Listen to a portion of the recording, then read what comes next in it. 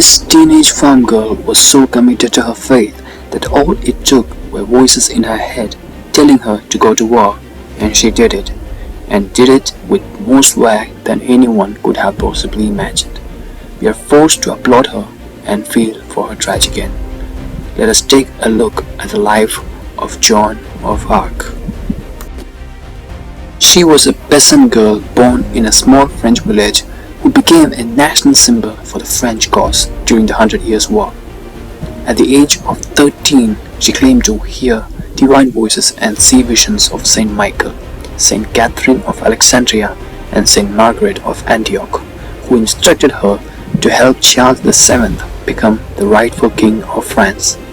Despite being illiterate and a teenage woman, Joan convinces Charles to let her fight, which tells us something about her charisma and courage. She led the liberation of Orleans and other French victories against the English, leading the king to then enter Reims and to be crowned as king. Joan was then captured by the traitor forces from Burgundy in May of 1430. When her own king and army did nothing to save her, she was betrayed and was sold to the English, imprisoned and put to trial by a French bishop who was not faithful to the English.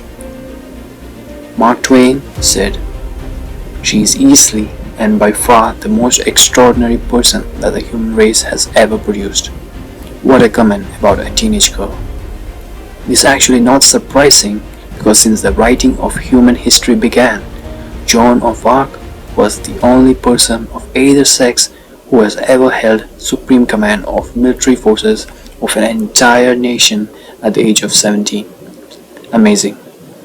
On January 9, 1431, Joan was put on trial for charges including heresy, witchcraft, and violating divine law by dressing like a man. Her trial was widely known, and her vile monstrosity of dressing like a man was considered her most notorious offense.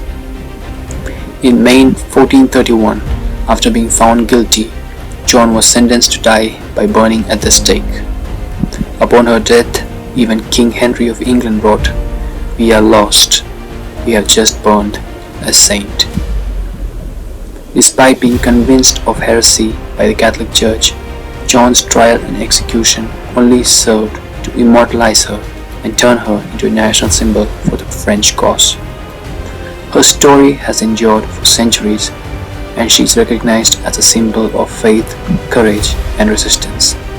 In 1920, the Catholic Church recognized her as a saint, and her trial and execution were subsequently recognized as miscarriage of justice.